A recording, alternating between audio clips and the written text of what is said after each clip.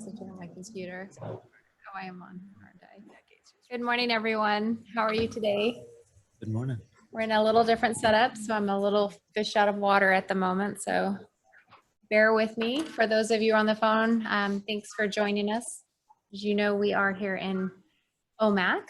So we were setting up some microphones and getting ready, but we're right at the top of the hour, so let's get going. And I'll start with roll call.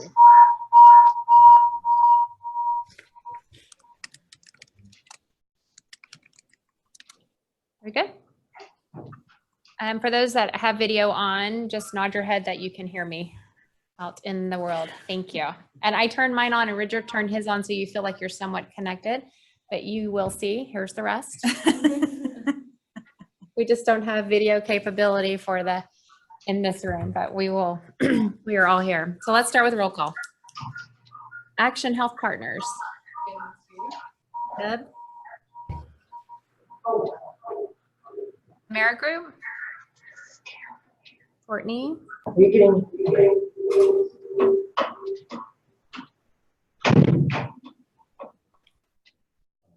Someone on the phone. Was there someone else from Merit Group on the phone?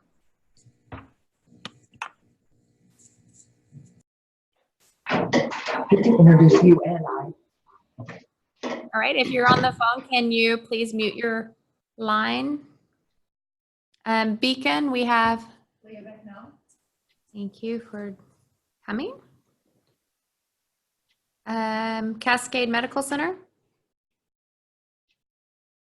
Catholic Charities. The Center for Drug and Alcohol Treatment. Loretta Stover and Paul Hadley. Thank you. Children's Home Society. Holly Savanik. Good morning. Good morning. Columbia Basin Family Medicine. Rosalinda. Columbia Basin Health Associates. This is Dulce. Good morning. Good morning. Columbia Valley Community Health. David. Hi, Dave and Blake. Colville Tribe Health Services. Welcome, Miss Molly. Thank you. Confluence Health. Doug Wilson. Doug Wilson. I think I saw Dr. Horrigan signed in. Yeah, I'm on. Yeah. Good morning. Do we have Dr. Coldy or Tessa? Okay. Coordinated Care. Cooley Medical Center. Hi, this is Shoshana Palmentier. Good morning. Family Health Centers. Hi, this is Karen. Good morning, Karen. Grant Integrated.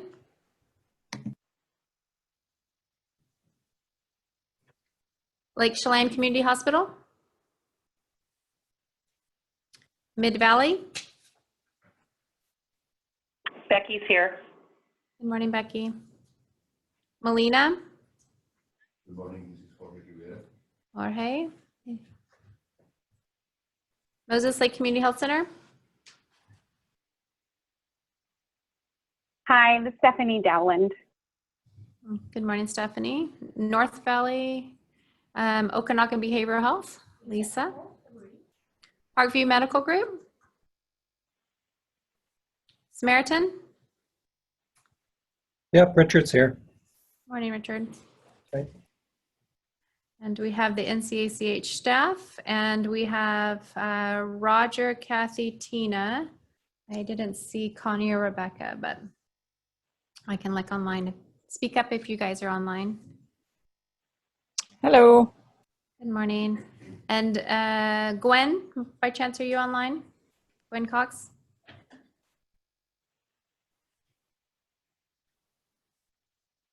All right. Did I miss anyone? Okay. Very well. Let's take a look at the, good morning, Gail. I see that you and Mike are signed in. I will mark you off. All right, you have the agenda and the minutes before you. Take a look at the agenda. All in favor to approve the motion to approve the agenda, I suppose, first. Move. Thank you, Dave. Second? Hello? Yep. Was that, Just calling in. and who is this? This is Dave Coldy, Good morning, Dr. Coley. Confluence. All right, and Doug Wilson second. All in favor? All opposed? Aye. Now the minutes from the previous meeting.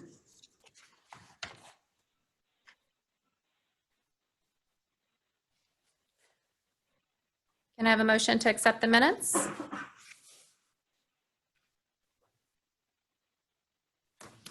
Quiet bunch today. Motion. Thank you. Is that Dr. Coldy? Yes. Second? Second. Second from Dave. All approved? Aye. All opposed? Motion passes. All right. Let's get started. I am happy to announce that we have hired 2 new practice facilitators. I'm going to ask them to stand so you can see. This is Mariah and Heather.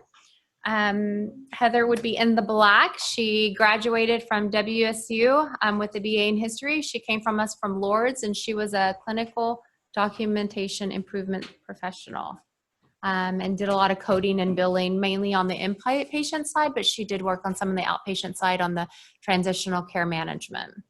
And in the red, we have Mariah Brown, and she came from Confluence. She has a BS in public health, and she worked in their accountable care department as an education coordinator. So they are in the midst of their training and will soon be out within the organizations. We ask that you invite them. If we don't hear from you, you will definitely hear from us. So if you have any kind of QIT meetings or anything, they would be happy to sit on, just listen and to see what the work is about. They're just really learning what the organizations are doing and who they are and the culture of each one at this point. So when you get a chance after the meeting, please welcome them. Mariah's not allowed back on the Confluence campus. She's a traitor, sorry. It's a good thing we're in OMAC today, Dr. Horgan. All right.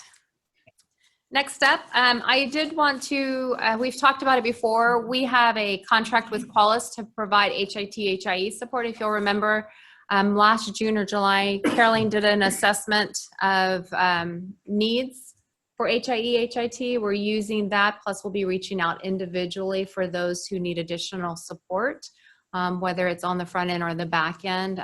We'll come and figure out what the actual needs are to help you be able to pull your data for improvement within your organizations. I know several individuals were struggling with their EHRs, whether how to set up the reports on the back end or how to pull them on the front end. And we have a contract now to have someone come in and help with that. So be looking for that email when Caroline reaches out later in the month. Also wanted you to be aware that next month we have Healthcare Authority coming. We'll be right after the WPCC meeting at the CTC to talk about value-based payment. We've been having a lot of conversations with them. They want to hear what your needs are. If you want a toolkit, they will be happy to provide you a toolkit. But if you want something more, such as individual TA support to help you move towards value-based payment, then please let them know what your needs are on the ground. JD Fisher and Rachel. We'll touch base on the value-based payment side and some numbers from the past, and then get some input from the providers, and then Rachel Quinn will be present as well to talk about the model. We're really requesting them to also work together to share with providers how value-based payment and the rural multi-payer model really come together, because we think there's a lot around those two separate processes that are being kicked out by the Healthcare Authority. So it's a good opportunity to get a lot of past. They've also worked with the Technical Assistance Advisors to look at what kind of support they can provide ACHs and their partners. So it's also a good opportunity to really push technical support. Trying to drive how to solve this, and any input would be great. Wendy, I want to add that I'm going to reach out to John Doyle. Linda, because sorry, remember that- microphone. Okay, thank you. I'll turn it So on. I'm going to reach out to John Doyle because he represented our whole region on the value-based task force. It was called the Action Team, but there's been very little action that has occurred. Just to be upfront, the ACH executive directors asked probably a year ago that the Healthcare Authority convene a meeting with the Value-Based Purchase Action Team, the ACHs, the MCOs, and the Healthcare Authority, and that never happened. So finally, we just decided to bring the lead over here, and anybody who's interested from the clinical perspective, it would be a good time to show up and ask questions, because we are supposed to move all of the contracts in the state of Washington on Medicaid, 90% of them, to value-based contracting by 2021. It's a big challenge. We're hoping that King County and Pierce County, the big populated counties, really can move the bar. It's going to be tough in the rural areas, but this will be a good meeting to occur in between, as Wendy said, after this meeting and before the board meeting starts. So Wendy, you said we should get in touch with them if we had specific issues or questions. Should we get in touch with these individuals? Should we get in touch through the ACH? How do you want us to get in touch? I would like you to come to that meeting, and they're going to give their presentation, and we've allotted enough time for questions and answers at that time. But if you have questions in advance, feel free to send them to me and John, and we'll get them to the right folks, because hopefully they'll come with some answers. Yeah, I was just hoping to have them have time to come up with the answers before we ask the questions. All right, thank you. That's a good point, Dave. So if you have a question, send them to myself, John, or Linda. They will probably all end up in John's email, depending on who you email. So it doesn't really matter. Whoever you're likely to email, go ahead and do that. Wendy, if we're going to send other staff, do you want to know, and will that be available via tele? It will be on our Zoom, because it'll be, but we are delaying the official business of the ACH governing board. And so it'll be between that WPCC meeting and the governing board meeting. So the Zoom line will still be open, and we don't need to know in advance. It'll be there at the the CTC. Any other questions, comments? Anyone on the line? Okay. I know it seems like you just did it, but just so you know, the Q1 reports, 2019 Q1 reports are due at the end of March. The 31st is on a Sunday, so if you could get it to me by noon on Monday, which is April 1st, unless you want to do it by that Friday, your call. I guess April 1st is the WPCC meeting, so you may want to do it by Friday. And we'll be still looking at it. We're working. You'll see some preview today of how we are aggregating the data. Tina, many of you worked with from CCMI, has been helping us with the CSI portal to aggregate it in a way that will make sense for the collaborative. And you'll get to see some of those reports that are coming out today. The final thing, which I did not have on the slide, I failed to put there, was the ACH has their summit on April 12th. So if you haven't saved the date, save the date. That went out several months ago, but I do wanted to remind you, since it's coming up in a month and a half, April 12th, it will be in Moses Lake at the ATEC, which is at the Big Bend Community College. Okay. And on to learning activities, just to give you an update of where we are. We just wrapped up that empanelment sprint. So thanks for those who joined. I don't have those numbers. I know there was 6 or 7 organizations that participated actively. Even those who were very affluent in empanelment still took away several things from that learning session. New ways or how to expand what they're currently doing. If you were not able to be on that learning activity, the videos are available in the portal for you to watch. Don't forget the quality improvement 3-part series is going on. We started last Tuesday from 12 to 1:30, and that will continue tomorrow. The video last session is already up in the portal. We'll do a second session tomorrow and again the following Tuesday. We also have our QI affinity group. So if you've already been to the class or if you have those who are already well established in their quality improvement and they didn't need the foundational trainings, they are still welcome to be on these affinity calls where we are collaborating on what's going on, kind of tying it to what's happening in the WPCC from a QI perspective. Tina is leading those and she does bring a topic each time. The next time will be on patient-centered, engaging patients in improvement. And Connie, one of our faculty, will be teaching at that.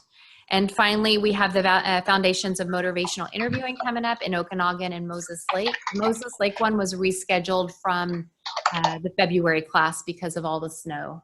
It was just not safe for individuals to drive. So April 3rd and 4th in Okanagan and 5th and 6th in Moses Lake. There are still some openings in both. Individuals who were scheduled for Moses Lake are not able to attend the new dates, so we have a few openings. So if you have any staff who are interested in that, I will say that those who are participating in the Foundations of Motivational Interview can then go on and do the trainer. So if you're thinking about building capacity within your own organization, this is a great opportunity to go through the training and then go through the train the trainer, which is scheduled for June. And then they would be able to do motivational interviewing classes within your organization or within your community.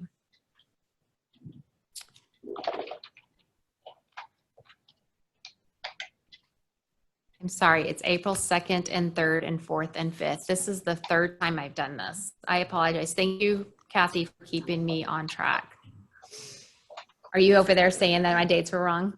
Okay. April 2nd and 3rd, Moses Lake 4th and 5th. 2nd and 3rd, 4th and 5th. Any questions? All right. So we have talked about bringing in the other work groups that are doing work within the NCACH and see how they relate to the WPCC. So I've asked Crystal to come and give a talk a little bit about what's happening in the opioid work group within the community, and we'll tie it back to the WPCC when she's done. All right. Thank you for allowing us this opportunity to have an update here.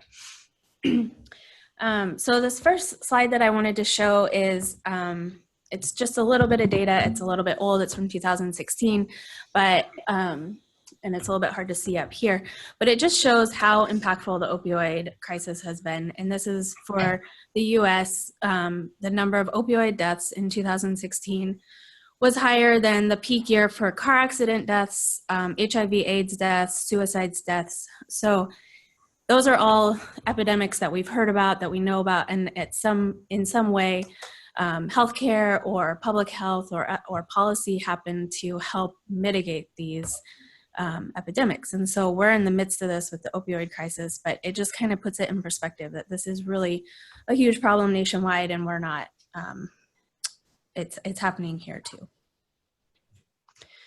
So back in October of 2017, all of our work groups for the ACH formed, except for Whole Person Care Collaborative that had started prior to that.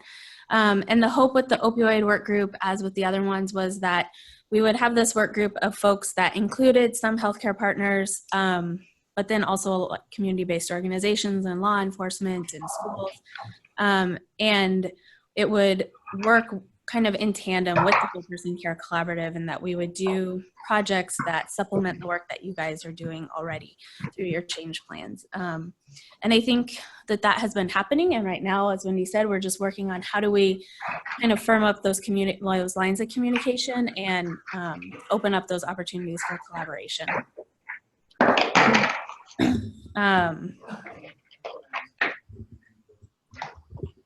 If you are on the line and you're not speaking, can you please mute yourself?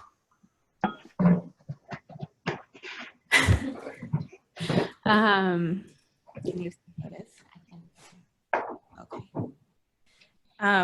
Okay. And then some of you guys might have been familiar with Steve Clem's North Central Washington Opioid Addiction and Treatment Stakeholders Group. that was a group that was meeting in Wenatchee, and he was inviting Okanagan, Chelan Douglas, and Grant folks to it. They met for about 2 years. It was a really grassroots effort, and a lot of collaboration stemmed from that.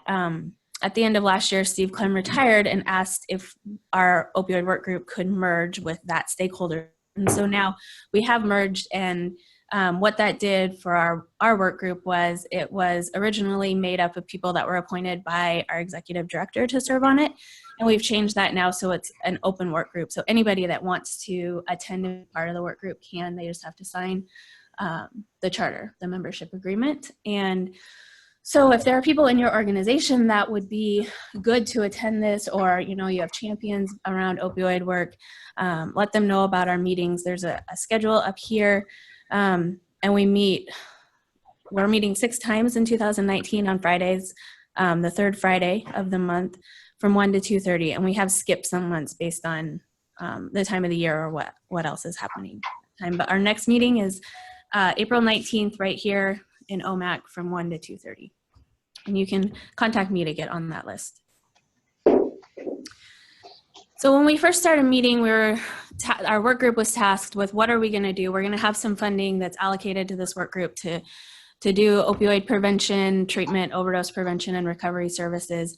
And how is that going to look with what the Whole Person Care Collaborative is doing? And if you guys recall, we were given a toolkit by the Healthcare Authority that had certain evidence-based approaches in it for each of the projects. And so for like diversion interventions, there were 3 approaches that you could choose: law enforcement assisted diversion, community-based paramedicine, or ERs for emergencies. And the ACH had to select at least one and implement that approach. And that was the same for all the projects except for the opioid project. In the toolkit, there were probably about 20 or 25 different strategies that we could choose from. And it was a lot less prescriptive than some of the other projects. And so some examples of those strategies are like promoting prescribing guidelines for opioids, school-based prevention programs, drug take-back boxes, all across the board. You could engage different partners to do them. And then, they went from prevention to treatment to overdose prevention. And so what we did was we took those strategies and divided them into 2 buckets. One bucket that would be things that primary care or behavioral health folks would do. So that would be the Whole Person Care Collaborative. So things like training providers on prescribing guidelines would fall into a strategy on that side. Then the other bucket was things that required, it could include primary care and behavioral health, but it would need another strong partner to be part of it at least, or it was completely outside of primary care and behavioral health. And so an example of that could be like dispensing Narcan in the emergency department, because that's not primary care, it's the ED. So once we took the strategies that fell into primary care and behavioral health were incorporated into the change plan. And so you guys have all seen those. That's in the opioid section of the change plan. And then the other side of it, the ones that needed other partners, we called those our work group priority strategies. And so we incorporated those into our 2019 project plan, basically, based on what we felt was the highest need and the highest priorities. And actually, to start with, in 2018, we wanted to get some funding out to our partners to start implementing these projects. Like, there was a lot of good work that was already happening, and people were antsy to get going on these projects. And so we developed a rapid cycle opioid award. I think a lot of you guys have heard of this, and some of you have applied for this funding and done projects with it. But basically, any of the strategies that were in that second bucket that were outside of primary behavioral health were available to be implemented through this award. And they were awards of up to $10,000 per organization. They could request less if they wanted to implement some project over a 6-month period. And the first award period was July through December of 2018. And the one caveat that we put on it for Whole Person Care Collaborative members was that you could apply and be the lead organization, but needed to have a non-Whole Person Care Collaborative member collaborator on the project. So just somebody outside of Whole Person Care Collaborative had to at least write a letter of support and say that they were going to be doing this project with you. And so we had a lot of success with that. We funded about 11 projects for $97,000, and they were all very different. We had school-based prevention, we had Narcan distribution in the ED, and I have a list that I will show you in a second. But because that was so successful, when we were looking at 2019, we wanted to keep doing that strategy along with some other things added in. So in 2019, we came up with this project plan, and I'll talk a little bit more about each of the strategies in the following slides. But strategy is that rapid cycle opioid application, so continuing every 6 months to open up that application for short-term projects that just need basically some seed funding. Our work group wanted to do a couple of conferences to be sure and bring people together and share best practices and share what was going on and promote collaboration. So those are the 2 North Central Opioid Response Conferences you see there. And then also some training on the dental opioid prescribing guidelines for dentists, some general awareness around opioid use and addiction, school-based prevention, naloxone training and distribution, and then supporting some recovery initiatives and events. So I'll talk a little bit about each one of these. And as I go, if you guys have any questions, just stop me during the presentation. So our next rapid cycle opioid application is actually opening up this week. It's probably not going to be today like it says, but it will be before the end of the week. It will be open for over a month. It'll close on April 12th. And so, as I said, this is up to $10,000 per organization. For this round, we'll have $50,000 available. And this is a great opportunity for Whole Person Care Collaborative members. If there's work that you want to do around opioid prevention or treatment or recovery that falls outside of the change plan that you're doing, and you just need a little bit of seed money or a little bit of extra money to get it going, this is a great opportunity for that. And the one change that we're making with this cycle is that it will be a 12-month award rather than 6-month. We heard that 6 months wasn't quite enough time to start and finish the project. Yes. Are any of these applications being turned in by community organizations, not primarily healthcare organizations? I'm wondering how engaged the community organizations are. That's a great question. So it's very hard to see on your printout and probably hard to see up here, but we do have a list of all the funded applicants in 2018 and 2019. And so we had North Valley Hospital, which is not a part of the Whole Person Care Collaborative, but they are a healthcare partner.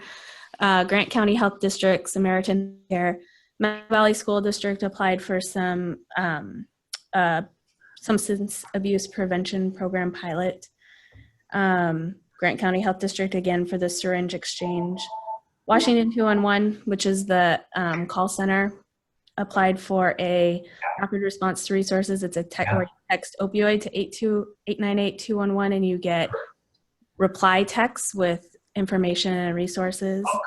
Chelan Douglas Community Action installed medication lock boxes.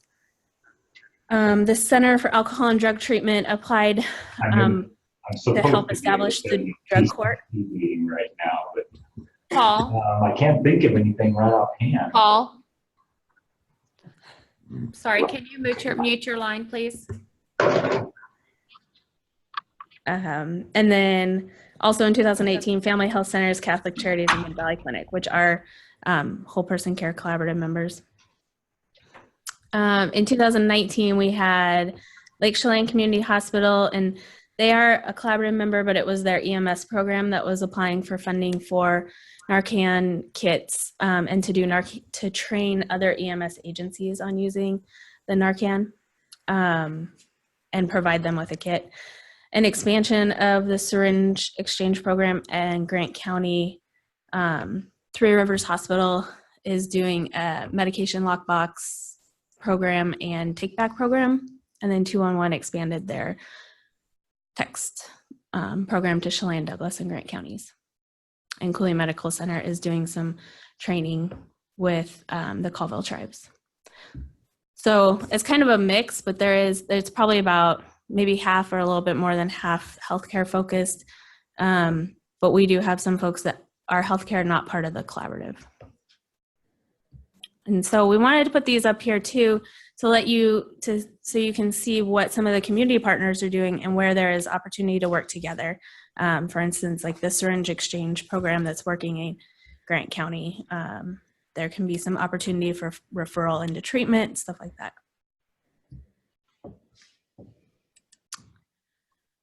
So now I'm just going to go through each of the strategies and give an update of where we're at. And our first one is the Opioid Response Conference. Hopefully you guys have all heard about this. It's happening on March 15th. It's a little less than 2 weeks away. We're using a distributed conference model, which means that we'll have multiple sites at the same time in different locations, all connected via technology to see the same keynote speakers. Then the technology will disconnect and we'll have facilitated group discussion planning activities. And the goal is that each site will identify at least one project that they want to work on, a local champion that wants to move it forward, and people that want to be a part of working on it. We've had a great response to this. We have, I think, 299 people registered right now throughout the region. And our goal is really to be able to engage smaller and more local communities that besides Omak, Wenatchee, and Moses Lake. So, and in Okanagan, I think that we're getting there, being successful in that because we have some sites in smaller towns like Oroville and Nespelem and Twisp. Any questions? I should say we also have a conference that will be a traditional conference model where it's one place where everybody goes. And we're planning that for September or October. We're nailing down the date, but it'll be around then. And so the hope is that we'll have follow-up from this conference. Hopefully some things will have happened or catalyzed from this, and we'll get to talk about that, and then also bring in some speakers. We are planning a dental opioid prescribing workshop, and this was in response to some of the data that we saw that dentists are some of the highest prescribers, especially to young people for opioids, and also their first exposure to opioids is sometimes from dentists because of wisdom tooth extractions. And so there was a training that happened in 2018 in Seattle and Spokane, and so we're bringing a similar training to Wenatchee that is hopefully a little bit more accessible to our dentists. And we have about 45 people registered for that right now, and we're still working on marketing. But it is on May 3rd, so we have about 2 months until then. And we have been working with LNI, and we'll have continuing education credits available to dentists that will satisfy their new rules that they have to meet within a certain period of time for continuing ed credits around opioid prescribing. Crystal, could I add something? Mm-hmm. So I have to give credit to Teresa, whose daughter had her wisdom teeth pulled last week. And when the dentist, being a pharmacist, I said, I want to know what the dentist prescribed. An opioid prescription. And so Teresa handed out a flyer to the conference for the dentist. Right after they gave me the prescription. And another aspect of this is that we will have folks from the Department of Health from the prescription monitoring program on site to be able to register dentists. Dentists are not very well registered in the PMP, and that is one of their new rules. They have certain times that they're supposed to check that before prescribing opioids. So hopefully we'll be able to get more dentists registered. I mentioned that Grant County Health District had gotten an award last year for one of their awards with the Rapid Cycle Opioid Award was a regional communication plan. And so in 2019, we allocated some funding to basically build off of that and expand it. We did do an RFP process to award it, so it didn't automatically go to Grant County Health District, but there were about 8 applicants, and they did win the RFP through that process. And so what they are proposing to do is to promote prevention messages throughout the region, just using basically traditional media, social media, rack cards, movie theater ads, stuff like that. Then they're also going to do 3 screenings of the documentary Written Off, which is a pretty powerful documentary, and they'll do 1 in each county.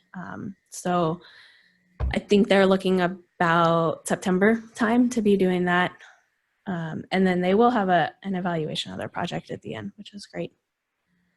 They're using a regional communicator network to basically amplify their message. And so they're getting folks from different organizations to be a part of this and help plan their messaging throughout the year. But then also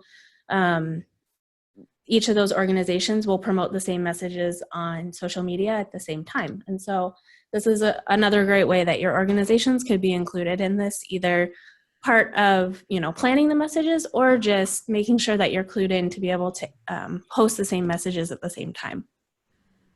And Heather Massar at Grant County Health Department is the contact for that, or you can always get in touch with me and I can connect you. We had allocated about $50,000 for school-based opioid prevention work, as well as also building off of the Methow Valley School District application that we got. And they are implementing a new substance abuse prevention program in their school. They're starting out in the middle school and then planning to expand it. And the time period needed to be extended for the school year. And so what we're looking at is to be able to do this for next year's school year, so 2019-2020 school year. So we don't quite have our process down. We do have a committee that has formed to talk about that, and we're working with some schools and local coalitions to figure out how this money could be best used, and if it's really to implement a new curriculum or to support prevention groups at schools, stuff like that. And we are, if anybody wants to be part of the school-based opioid prevention committee, we would love to have more voices. Or if you have ideas on how healthcare could partner with schools in this work, I think there's an opportunity there if anyone's interested. We aren't meeting again until after our conference on the 15th. Hopefully we'll be able to get some notes from that and see if there's anything that really jumps out as a need around opioid prevention in schools. Then we had some funding for targeted Narcan training and distribution. The objective or goal is to increase awareness and access of Narcan in our community. And the word targeted at the beginning of that is what makes it evidence-based. There is an evidence base that when you provide Narcan to people who are at an increased risk of witnessing an overdose, it is effective, or it is cost effective. And so people like first responders or people that use opioids regularly or have family or friends that use opioids regularly are the types of people that we want to target and get Narcan into their hands to be able to have it in the event that they need it. And the way that we have decided to do this is to allocate $5,000 counties or local health jurisdiction areas, so Chelan and Douglas is combined, and then $5,000 to the Colville Confederated Tribes. And we have an application that is open that agencies can apply for up to 10 boxes of Narcan at $75 a box. You can get it from Adapt Pharma if you're a nonprofit agency for $75. It's a discounted rate. And then once the agency provides the training and distributes the Narcan, there's a little survey that we collect from them and they get reimbursed for it. And right now the application is open. It will just remain open. Our first review is scheduled for this week, and as we receive applications. And so the hope here is that places like public health departments or providers or community-based organizations that are interacting with people that could use this will be able to distribute it, but also build relationships within the community and become trusted partners within the community with this funding. And lastly, we had some funding allocated for recovery initiatives, and I have been working a little bit with the North Central Recovery Coalition to come up with how this money could be best put to work. And what we came up with was 3 initiatives for 2019. The first being about half the money allocated to training opportunities, both the recovery coach training and Elevate Recovery Advocacy Training. The Recovery Coach Training is, it's kind of like a peer support. It's not the official peer support training, but they're a mentor. So it's somebody with lived experience that can then partner with somebody who's either in active addiction or in recovery and help them get the resources and get the services that they need. In some places, these are jobs that are funded and paid for.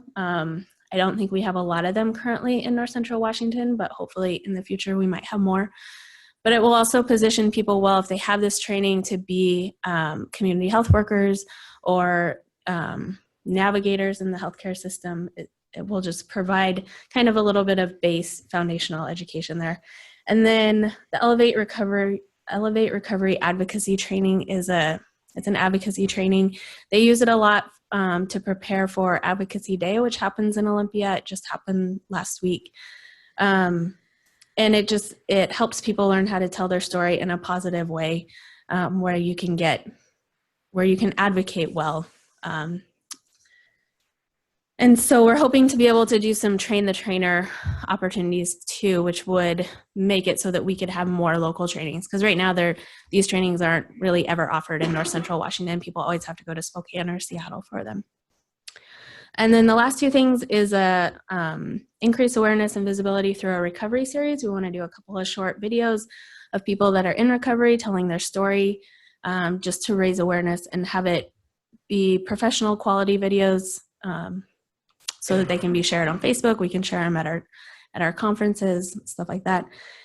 And lastly, to support Recovery Month events and the local recovery coalition. So a little bit of funding there for advertising and stuff like that. That is all of our initiatives that we are working on. Are there any questions? A lot.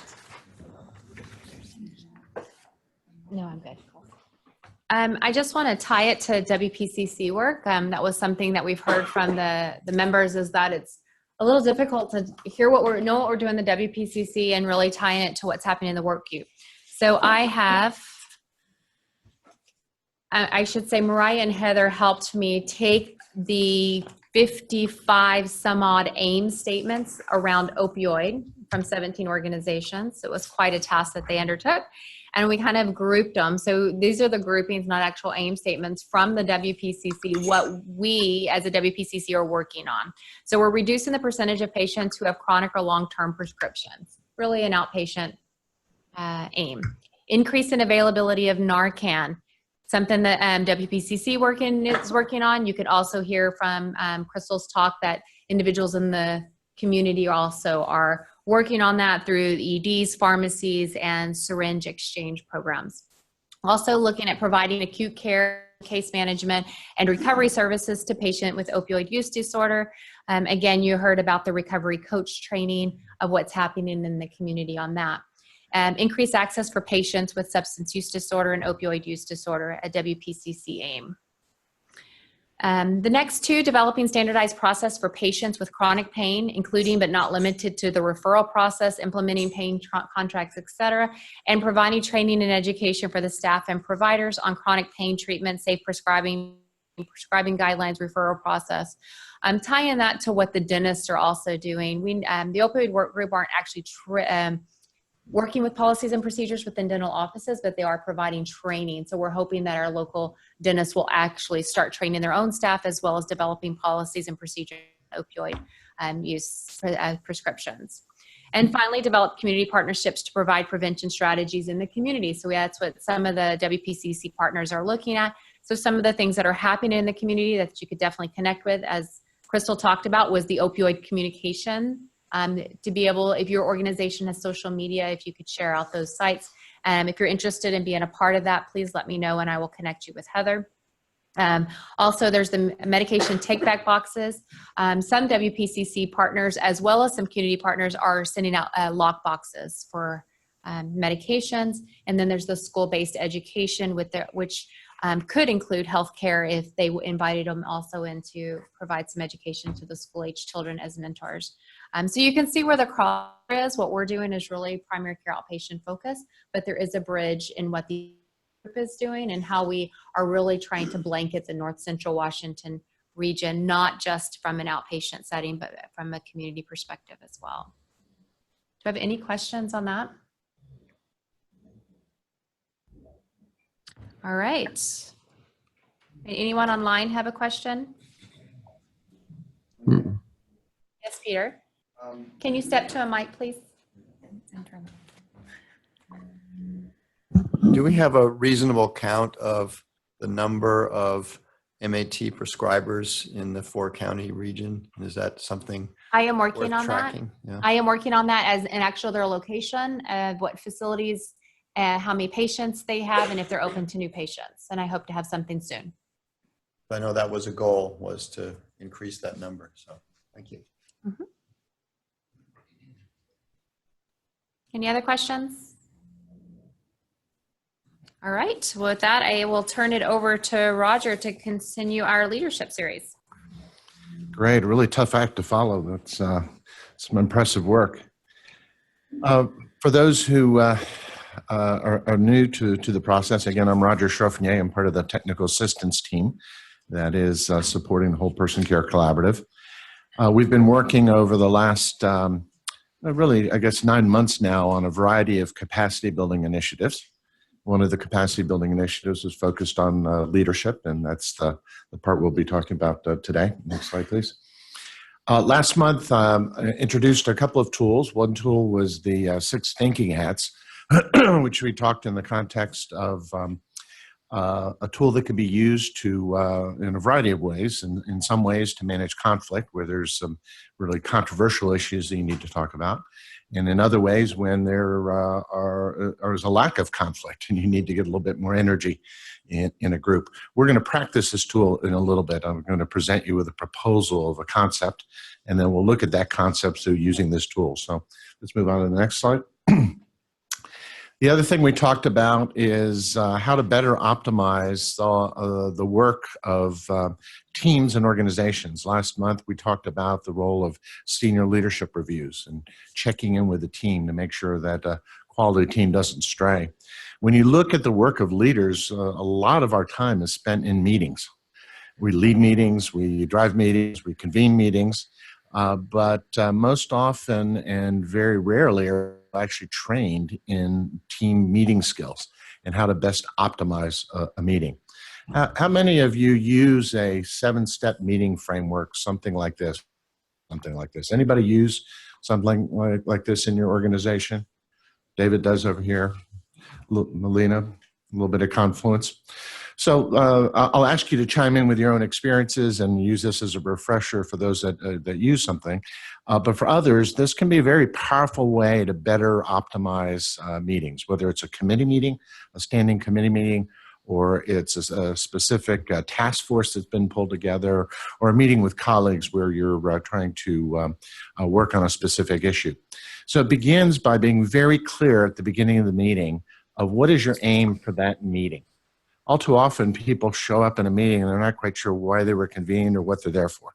So really setting leveling the playing field. You noticed in your agenda that there's some specific objectives that are outlined at the beginning that talk about what you're trying to accomplish today. So that helps clarify.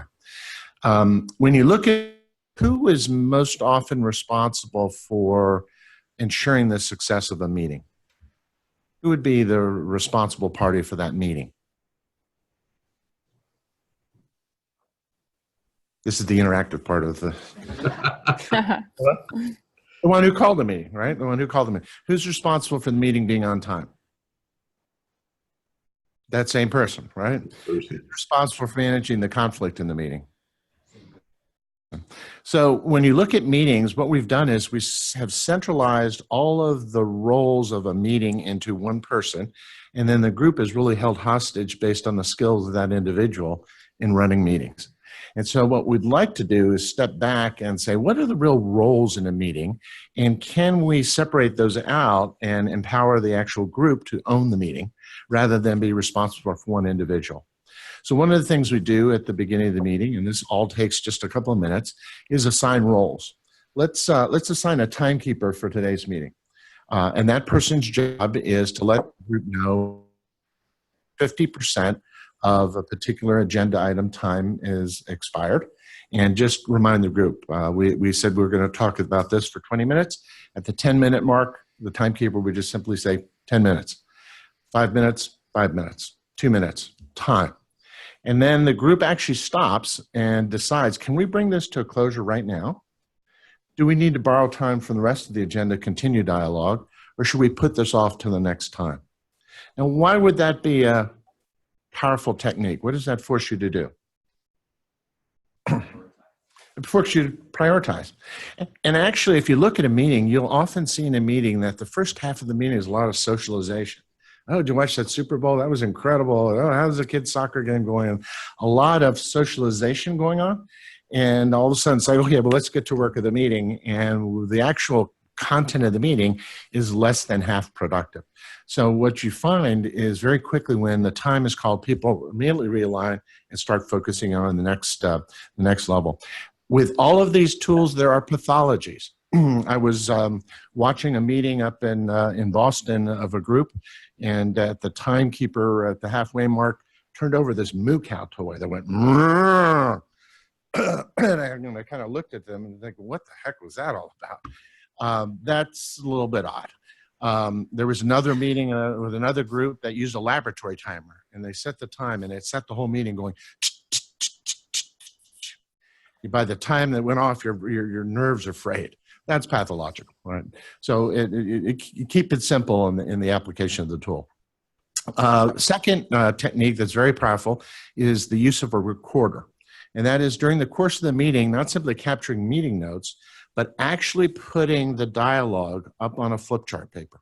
This is especially true in a working meeting where you have a team working on planning their PDSA cycles, planning their work. What you'll find is that a certain percentage of the population, it's estimated 10 to 15%, have a visual auditory processing disorder, that they can't fully process the dialogue unless they see it visually. And as soon as they see it visually, it kicks in. So it's very helpful for that subset of the population. But what you also find that as people are talking, other people are processing their rebuttal and not even listening. So I've watched meetings where someone will make a comment. 10 minutes later, someone will make the exact same comment and it's treated like a profound moment. And none of it is captured, and then it comes back the next week, the next meeting, and the next meeting. If you start to record visually on a flip chart, what you'll find is the actual body language of the group will turn to the flip chart dialogue as the meeting is going on, and before people make comments, they'll look to see if something has been said. So it improves the efficiency of the meeting. In some cases, it's helpful to have an outside facilitator, someone who has been trained in team meeting skills. Some organizations, the larger organizations, often have an internal coach that can sometimes play that role. That might be a role that some of the WPCC coaches end up playing in the future in helping organizations with their effort. But sometimes having that outside person who doesn't have a vested interest in the issue can help manage the dialogue. So all of that setup just takes a couple of minutes, and then the bulk of the meeting can take place in 55 minutes for a 1-hour meeting. And then at the end of the meeting, it's very important, and these are the parts that help improve the meeting over time. First is to stop and review, what did we do today? What did we accomplish today? What are the key decisions that were made? Let's review what we talked about today very quickly. Secondly, let's plan the agenda for our next time we get together. What are we going to talk about next time we get together so that there's a very clear breadcrumb trail that people understand what they're doing. And then the most important thing, and this is the first thing that tends to go by the wayside, is to do a quick evaluation of the meeting. Let's score the meeting from 0 to 10. 10, this was major breakthroughs today. We really got a lot done. 0, this is the meeting from hell, and we hope to never return and experience something like this again. So what you'll tend to find is if you ask people to write that down, you'll see quite a bit of variation. You'll see some people that yeah, I give it a 3 or 4, and others, oh, this is just a fantastic meeting, I give it a 9. That variation is a sign that there's something going on in the dynamic. And as part of that evaluation, then the final piece is, what should we do to improve the meeting for next time? And each person goes around and makes a comment. What can we do to improve this meeting for next time? You'll find that that last piece, that simple asking people, what can we do to improve the meeting for next time, will end up helping to self-correct the meeting over time. So someone might observe, oh, this is a great meeting. You know, I think we really accomplished a lot. But that may be the person who talked the whole time.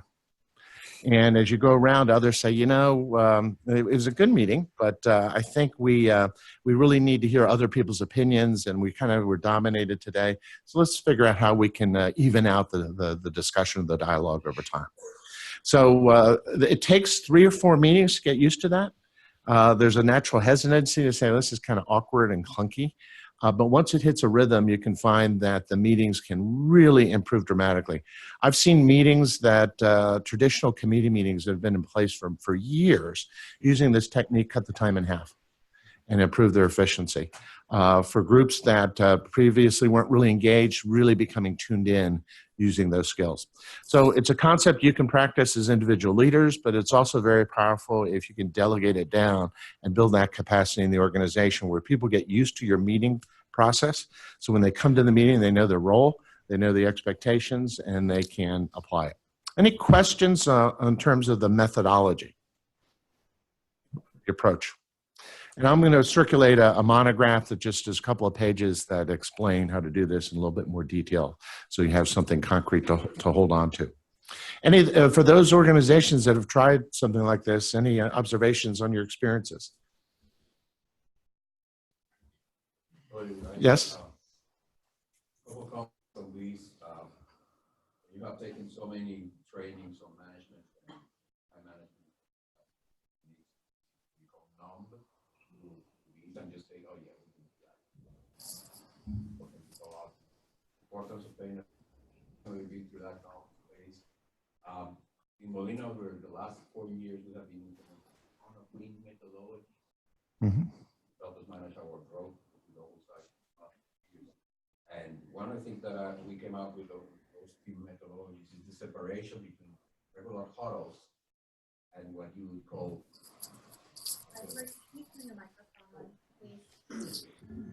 Thank you.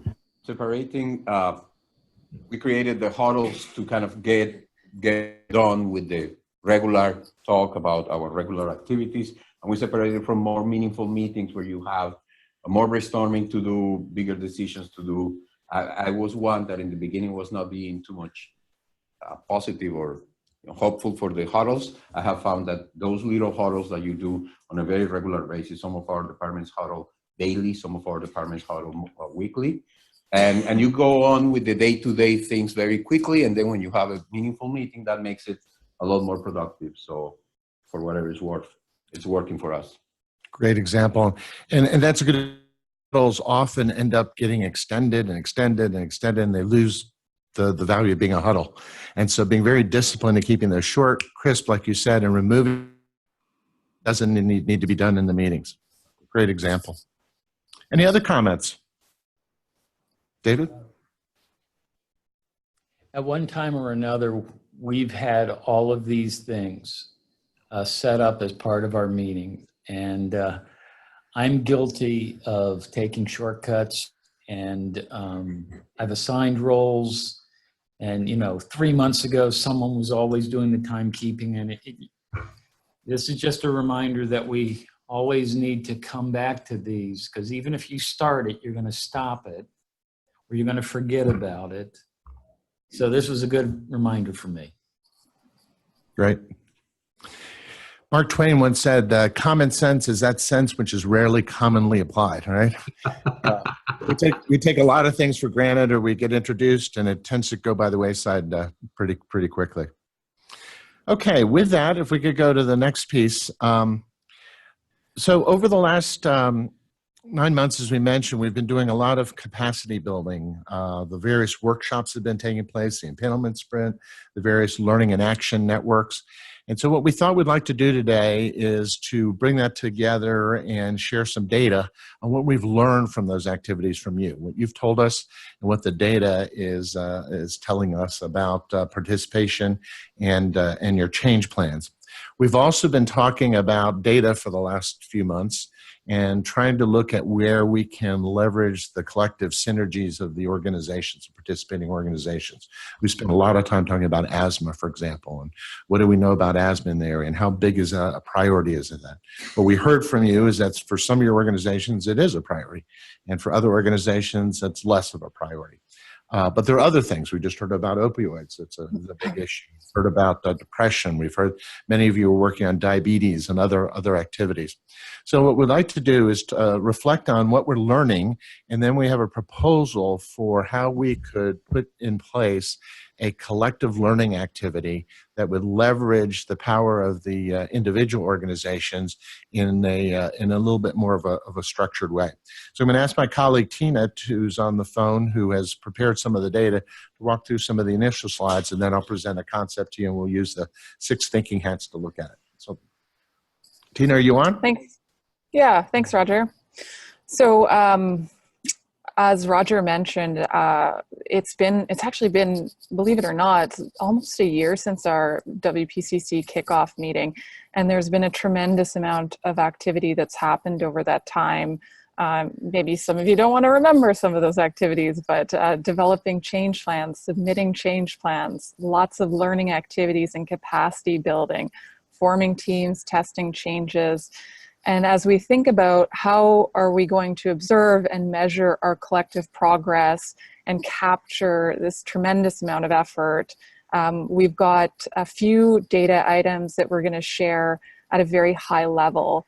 And over time, as we increase the amount of data we have, as you continue to report, we'll have even more to share and learn together in reviewing some of that information. So could I grab the, oh, we're already on there. So the first concept I wanted to introduce is this concept called the Collaborative Assessment Scale. And this was developed by the Institute for Healthcare Improvement.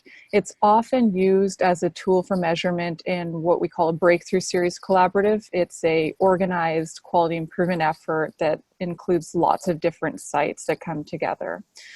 And the principle of this measure is that it's a composite measure, and it measures a whole bunch of things: team progress and change and improvement, starting from the beginning. So when you're just starting to make plans, when you're just starting to move through the stages of planning to team formation, testing changes, right through to implementation, sustaining the changes that you've implemented, and spreading those changes. So what we're aiming to do is for coaches to begin to gather these scores using a wide angle view of all of the pieces of information that we have. So reports that we have that you're gracious enough to share, as well as other artifacts that we collect along the way. And what's of importance is that the score is not tied to judgment, it's not tied to funding. Rather, it will provide us as a community a snapshot over time to look at our collective progress in moving through the stages of change and making measurable improvements in each of the change plan topic areas.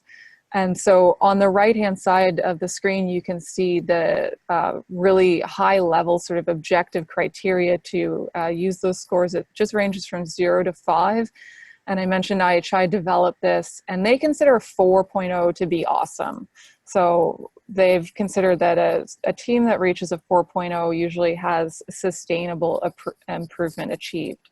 So this is something we're going to take a look at over time, and probably be really useful for learning, for asking questions, and just taking a look at our collective progress as a community. Next slide, please.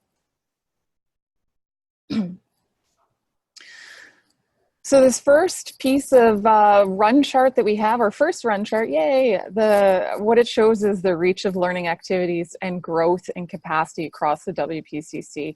It's not comprehensive, so there's lots of other stuff that each of you as organizations are working on, as well as the change plan land that wasn't picked up in this chart as well. But from April 2018, we've had a number of learning and skill building activities hosted by NCACH.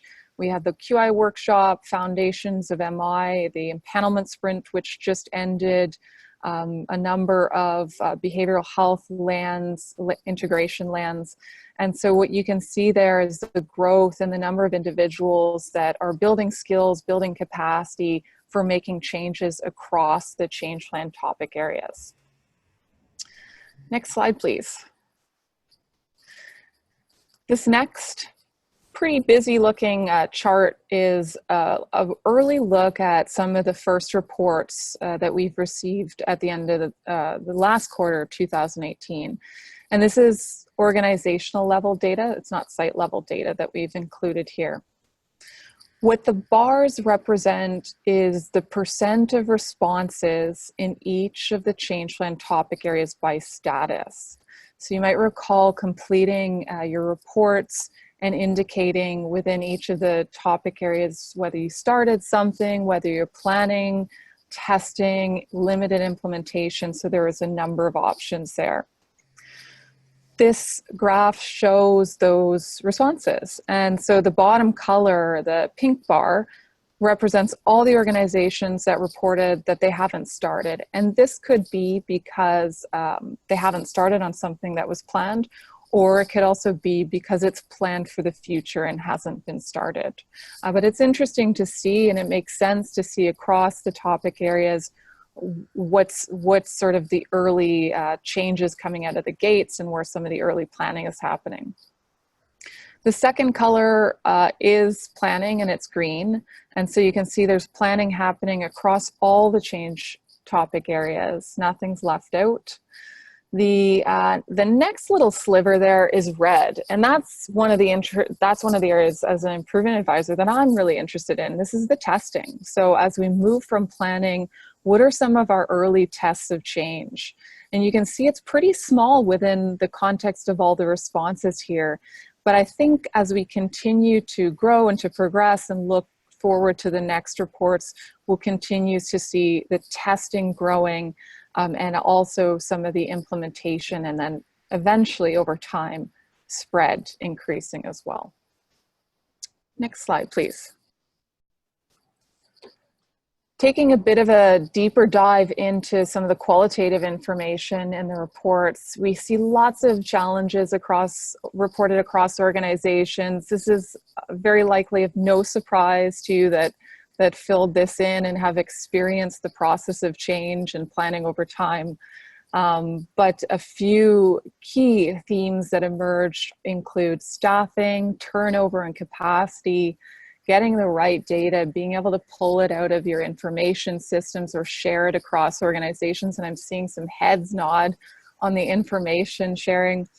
The accuracy and the completeness of some of that data, working with other organizations where sometimes there's culture differences or different policies that can be a barrier.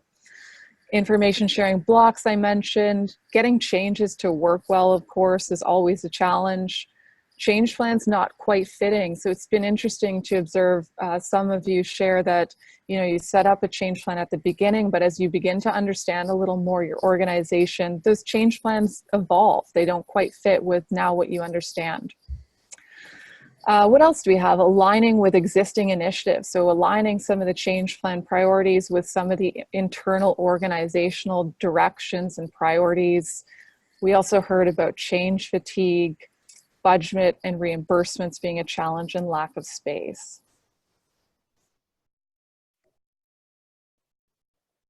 Some of the early themes and success that we've seen, and there's been a lot of success reported. And they've kind of been grouped according to these three key themes. So the first one is better understanding of populations, care gaps, and systems. Second is partnerships and collaborations are increasing. And the third is changes occurring across all sites. And I just want to give you a little bit of a flavor. This is a really high level dig into each of these topic areas.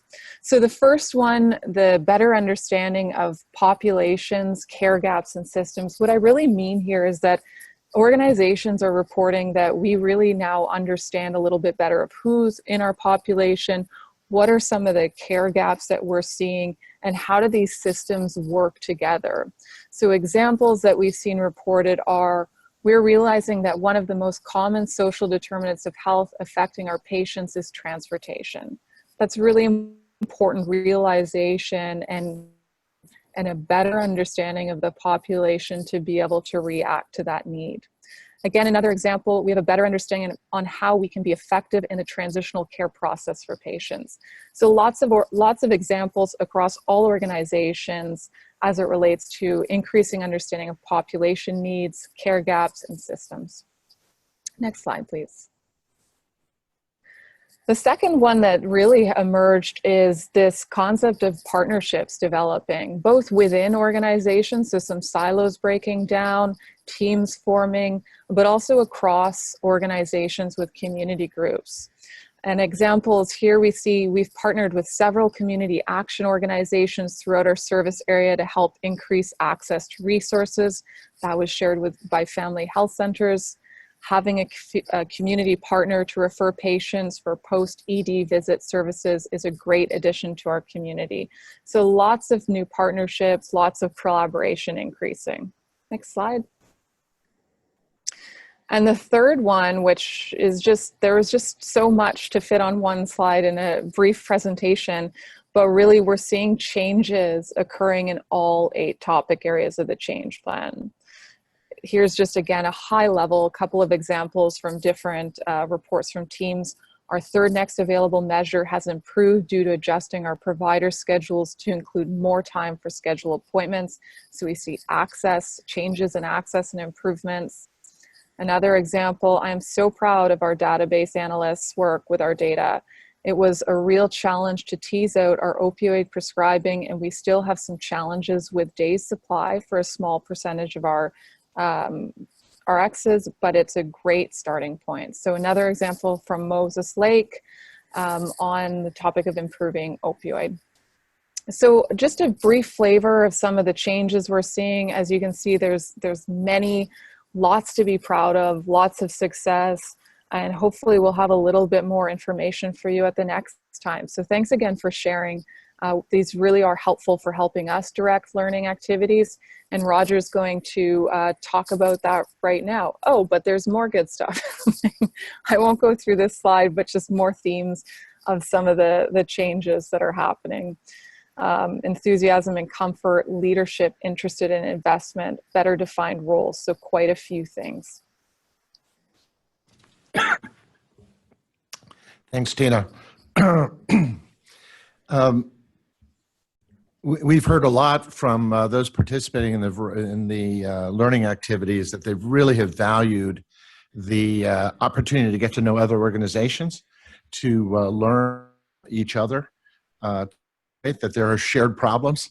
It's not unique to their organization. It's a bit therapeutic, if you will, or cathartic through the learning process. So that all feeds into this thought process about how can we best leverage and optimize the collective learning across the environment. On this slide here is a little bit of a busy slide, but on the left-hand side is a slide that captures a model developed originally by the Institute for Healthcare Improvement called the Breakthrough Series. And this is a foundational model that the IHI developed and has been used across the country in a whole variety of environments. And it was originally called the collaborative, the IHI collaborative model. Now when you hear the term collaborative, that can mean a lot of things to a lot of different people, but this was kind of the original framework. And what they found, and this originally came actually from some work that Dr. W. Edwards Deming did with the Ford Motor Company and the Taurus Project, and found that when you got teams of individuals together and put them to work and shared the learning across the organization, it had a collective impact far greater than having everybody work in their individual silos. And so there's a power of coming together and collaborating. And so the IHI has used this on a whole variety of different projects. This, for those of you in the federally qualified health centers, this was the basis for the health disparities collaboratives that many of your organizations participated in. And it's a very powerful learning model. The base of the model is to bring people together face-to-face in structured learning sessions based on something called change concepts or change packages. Not starting de novo with original research, but taking what others in the environment have developed and proven that works. Evidence-based techniques on improving access or chronic illness care, whatever it may be, and providing them with the opportunity to learn how to apply those techniques and adapt them to their local environment. and then let people go into the field and apply those techniques with some structure and some assistance, and then bring them back together for another face-to-face learning session and share with each other what they learned from their execution, both in terms of execution failure and execution success. And often we learn as much from the failures as we do for the successes, especially if you can learn from another organization that's testing an idea that you thought you'd like to try and how they belly flopped and what you could do to avoid those belly flops in your organization. And all of that culminates then in a final learning session where you share the successes and can leverage the collective learning. Throughout all of that, there are common measures that each organization tracks and are shared transparently. So if you're working on diabetes care or asthma care, whatever those metrics are, hemoglobin A1C levels or asthma indicators, those are all tracked and help guide and provide the feedback on accelerating performance. So this model is a very powerful model. It's one of collective impact, of leveraging the participation of all of those that are engaged, and then using outside expert faculty to really accelerate the work. We've been using some permutations of this in the field. We've been doing a lot of virtual activity, so learning and action networks. Rather than having a very structured common set of measures, we've been working on some concepts on behavioral health integration, for example. We have the change plan land to help people get organized and put the planning in place for the future work. And we've been asking all of you over the last couple of months of all of your indicators that you're being held accountable to the state, how do they align with what's important to you in the field and what you're working on already and what you have plans for working, what are baked into your change plans. And that's where we had the discussions about asthma and potential for cardiovascular disease sprint and other types of activities. So we've been working on this, and based on the feedback from many of you and some of the requests, we realize there's still a little bit more capacity building that's needed, especially around access. We've had a lot of requests on what can we do to help improve access. We have little challenges recruiting people in certain areas. We've got to figure out other ways that we can improve access. We're given our current constraints. So that's one body of work. The other one is optimized care teams. How can we improve the functioning of our care teams and better leverage our existing staff and embedded care teams and take it to a higher level? So that's a little bit of pre-work that we're proposing to do over the next few months in preparation for launching what we're going to call as a BLAN. It's a combination of a breakthrough series and a learning and action networks and some of these other concepts around sprints. So what's being proposed is to realize that it's going to be very difficult to find a single issue that all of you align with your local priorities. So the asthma one is a great example. Some of you are fairly passionate around asthma, and others it's lower on your priority list, and that's okay. If we can work on multiple things at the same time with different organizations that affect your metrics, then we might be able to really have a collective impact that is win-win across the board. So what we'd like to do is see if we can start to tee up a kickoff this summer of what would be called a BLAN, and basically it would start with a face-to-face meeting of care teams. You would identify who those care teams would be appropriate of what you're interested in working on.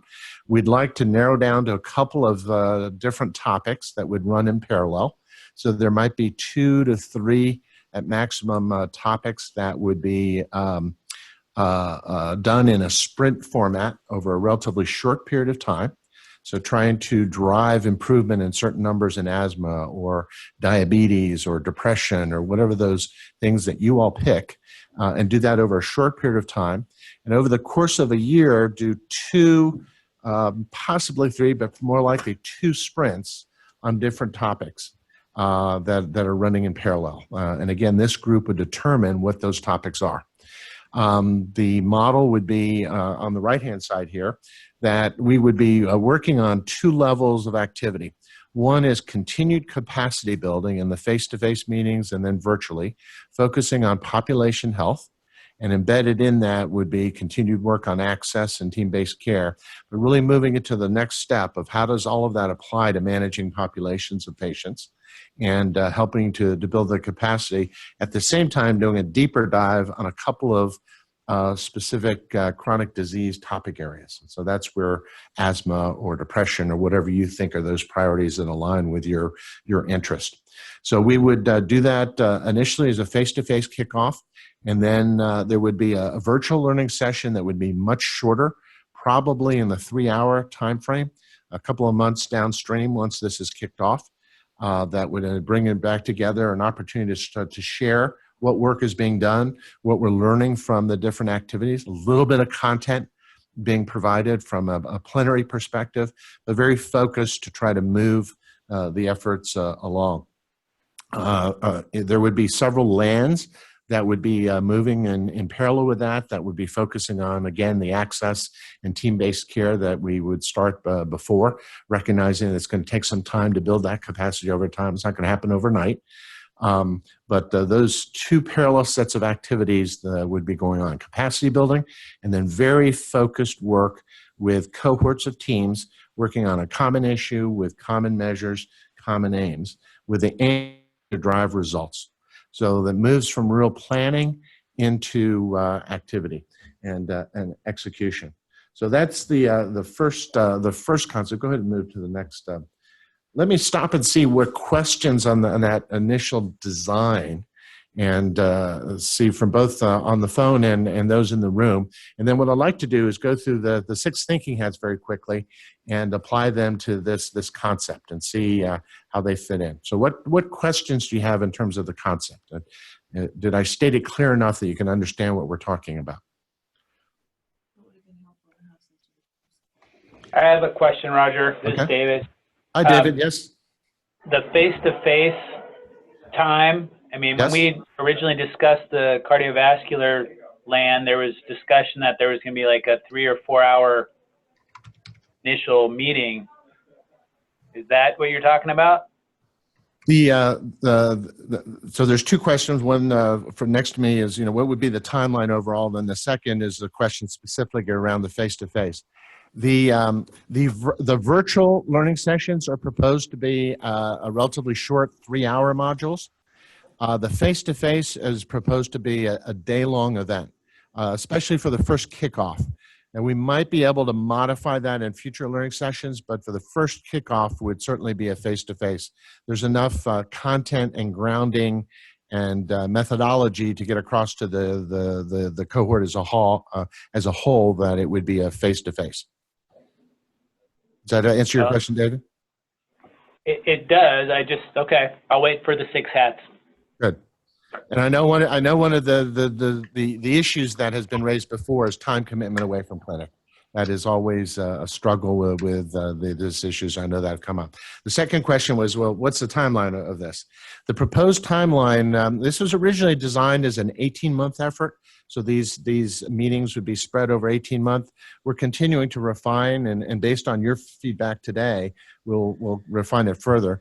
But it would be somewhere between 12 and 18 months, and we would try to align it so it would fit in with your annual summit, and there might be an opportunity to combine some of that information. So there could be some showcasing of the progress of the various teams and activities that are underway. And really think of it from a business cycle. So as you move into future years, as you identify high priority areas, those could be kicked off as part of that learning model, and then a deep dive to execute on very focused issues, and then come back and revisit. Other questions? Yes, Peter.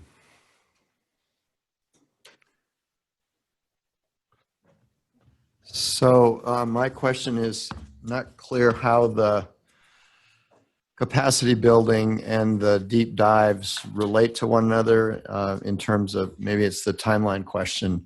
I think the lands would run maybe every other week. There would be a learning activity, right? And the sprints, something different. But would a team, say working on access, be involved in one of the deep dives into a disease entity as well? So how do those pieces fit together? Yeah, so And the opportunities for the organization to participate as a whole and benefit from the capacity building components, but the capacity building components are also intended to align on focused issues. So a team that would be coming together would pick a particular chronic disease track that they're interested in, aligns with the organizational priorities of that organization, whether it's asthma or diabetes or depression or opioid or whatever the topic is. And we would agree going into this what those limited topics are. So there would be cohorts working on similar topics that would be working in parallel through this effort. On top of that, there would be the capacity building around access, team-based care, and population health. And that will transcend the environment. Those would be bi-weekly calls that groups would be able to participate, very similar to what we've been doing with the empanelment webinar, with the LANs and those activities. And those are geared to help the organizations with their particular capacity building of their staff. But the teams would be able to be benefiting from both, was the intent. Just to be clear, would the teams actually be participating in both, or would there be different people doing, or different groups doing the capacity building than the deep dives into the disease things? And I think that'll be dependent upon the organization's needs and desire. This would be bringing all of that together. So an organization could choose to have a team that is just focusing on, let's say it's a diabetes care, that there's enough organizations that want to work on diabetes care. So there'd be cohorts of teams working on that through this process. They would be benefiting from some of those tracks in the face-to-face. The capacity building in the face-to-face might be a plenary, for example, around population health. That would apply to diabetes as well. But the organizations could have other people benefiting as part of this as well. They could be participating without having to be in the specific disease track. It's helpful. So let's apply the 6 thinking hats. Is there any objective data that would inform this issue? We have 17 organizations we know that so far in the WPCC that have participated. Any other data elements that would help inform this issue?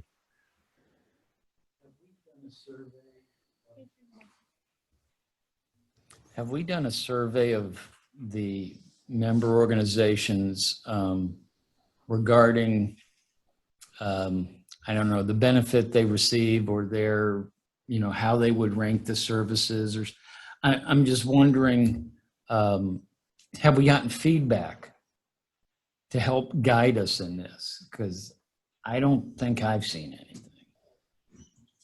Other than what was just presented in terms of the qualitative, comments coming out of the quarterly reports, I don't know if there's been any other survey. We have surveyed after each learning activity. I'm thinking on the behavioral health, whether it was behavioral health into primary care and behavioral health. I don't remember if I brought that back to the group or not. It seems like I did, but it could just be in my mind that I did. And empanelment just ended Friday, so we send that survey out this week. We did find on those survey that the collaboration amongst each other. I do remember bringing it back because we talked about how organizations liked hearing what each other's doing, their successes as well as their challenges, so they don't feel like they were alone. And we heard that on the calls that people are really liking collaborating with other organizations as they learn through these processes. Mm-hmm. This is Christina. Not sure if people in the room are speaking. I don't mean to speak over anyone, but when I was able to take a deep dive look at some of the reports that were shared, what I observed is a lot of teams working on very similar things, but potentially doing it, or the risk is they do it in isolation. And there is evidence that coming together in a system like this can increase and accelerate the pace of change. Any other data elements? So one opportunity is to do a survey, and one of the thoughts was, as a follow-up to this meeting, is to survey you in terms of what are your priorities in terms of specific disease topics or conditions that you'd want to be focusing on. Let's talk. I'm sorry. Go ahead on the phone. Dr. Morgan, just thinking that we may survey, right after we've done a learning network action network, learning process. But what about 3 or 6 months down the line to go back to those groups and say, what are you still doing? You work this in, has it become commonplace? I mean, we all have great thoughts just finishing something, but do we carry it forward and make to bring something into fruition with that what we just learned? So we as the whole person care committee probably ought to think about doing follow-up surveys, not just one immediately after the training. Okay. Let's put the black hat on. Why is this a terrible idea? What are the reasons that this just is not a good thing to do? I've heard one thing that's been articulated before is face-to-face time is very difficult to pull people out of clinic. That's one potential reason, negative reason. What are some of the other potential negatives? Yeah, for small organizations, the resource is and people. Small organizations, the resource pool is small. It's difficult to pull off. Cost is a factor. What else? Any other negatives? Any negatives from the phone? Big concern. Dr. Coldy said there's a big concern with the large time commitment, especially with varying levels of knowledge. Right. And Kathy had stated earlier that one of the drivers to revisit the face-to-face is the strong commitment to collaboration from the group. All right. How about let's use the yellow hat. What are positive aspects about this? What suggests that it really could be pulled off as feasible? What would be the benefits? What positive attributes stick out? One of the obvious advantages of going through this as synchronized group, learn from each other, right? Because if you're having trouble implementing a process yourself, you may be blinded to what you're not seeing or what you're doing wrong. Having a partner going through the same thing, they may learn from you as well. So really leveraging the collective learning from others. Okay. Other comments? Anything from the phone?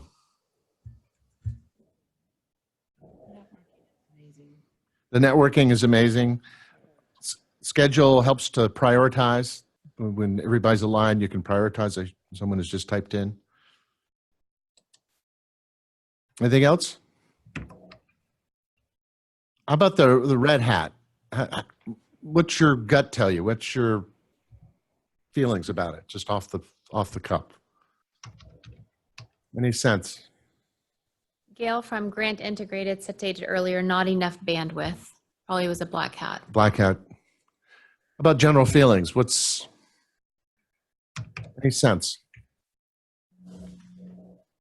See, microphones are going off. I think a lot of our people are feeling overwhelmed already. People are overwhelmed. Sound like one more thing. Fear of overwhelming. Yeah. How about a green hat? Any creative ideas? Does this stimulate any other thinking or new pathways or other alternatives in terms of shared learning? David? Not to put Doug in an awkward position, but hypothetically, if there's a very large organization that's part of this, could they provide some of this, with resources that they have? I think we have a history of being collaborative in this region.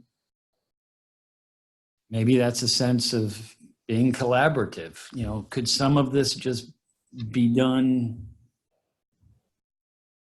internally? Drawing upon faculty from within the environment. Mm-hmm. Other creative thoughts?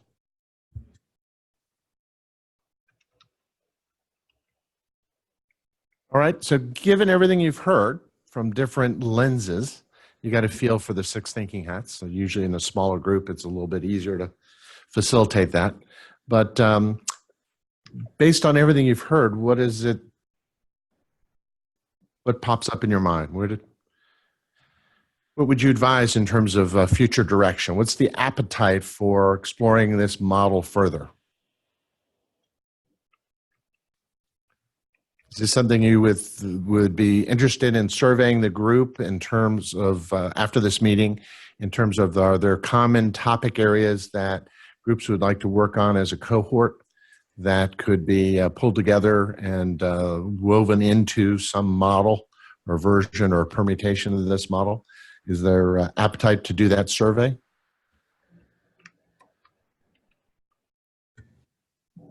We hear from Confluence says yes. David said yes. So at least to see what opportunities there are for focused topics to work on. Stephanie from Moses Lake Community Health Center said, I like it. And I think we could get some common topic areas together. It could be helpful to just move currently planned work forward. Dr. Coldy said, I think a survey is a good idea. And Melody also says a survey is a good idea. I would like to clarify, as Roger stated earlier, when you talk about time commitment, I am looking at the symposium that we have every year and how can we tie that in together. And we do have set aside quarterly virtual sessions that we talked about in the MOU that we could potentially use that as part of this as well, even though I do understand that learning opportunities are, learning activities are optional. But how do we leverage our time that we had already said we would commit to this? So in terms of next steps, then it would be proposed to do a follow-up survey and ask you about focused topics, opportunities, any other qualitative feedback that you'd like to provide in terms of the design. And then we'll be working on trying to figure out what makes sense in terms of modification of this BLAN approach, and then come back to you with a more concrete proposal based on what we learned from all of you. Is that acceptable to the group? Super. Turn it back to you, Wendy. Thanks, Roger. I look forward to hearing what, as a group, you guys are interested, because we ponder this back and forth as we meet with Roger and Tina and Kathy and Connie, and making sure that we're meeting the needs of the group so that you can advance, that you have the resources you need to advance your change plan and the support. I will say that I did receive asthma data from all 3 MCOs. However, it was not pulled in the same way, even though we were trying to get there. So I couldn't aggregate it and actually bring back. That was something I said I would do at the last meeting. So I just wanted to make sure I follow up with that, that I'm not going to be able to do that. We have had discussions with all 3 MCOs that we will be in the near future, at least receiving HEDIS measures from all 3 MCOs quarterly. And we'll be able to, that'll be a county and an ACH level, I believe. Some of those details are still being worked out, but more information to come, and hopefully we'll have something April or May. I think we were trying to do Q1, that may be optimistic.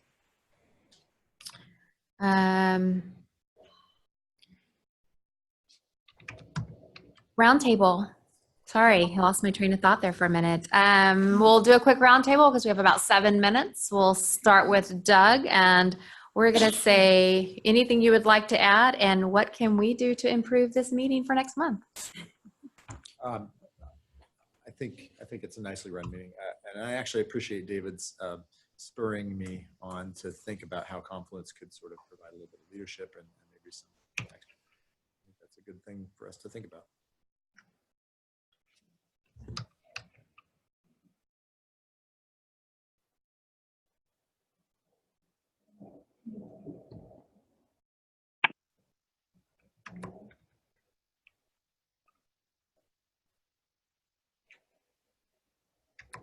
Got out of some CHAI work that I was doing, and I see the parallel or the continuation so evident in what the CHAI will do in the future when this is gone. So I'm trying to think ahead 3 or 4 years.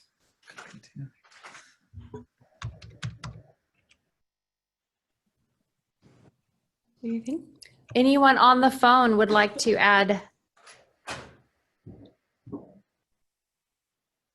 This is Melody from Family Health Centers.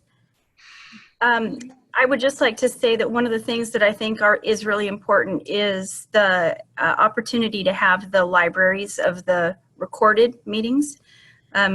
Particularly recently with the empanelment sprint, to be able to go through that process and go through the learning, even though due to some our commitments as far as transferring our EMR program to a new company in May, we weren't able to actually get started with the down and dirty data that it will take to actually start on that.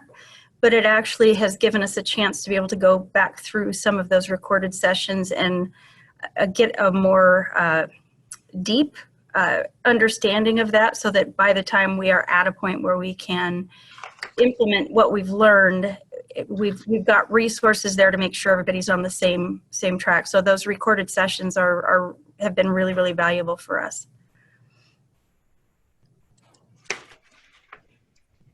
Great. Anyone else?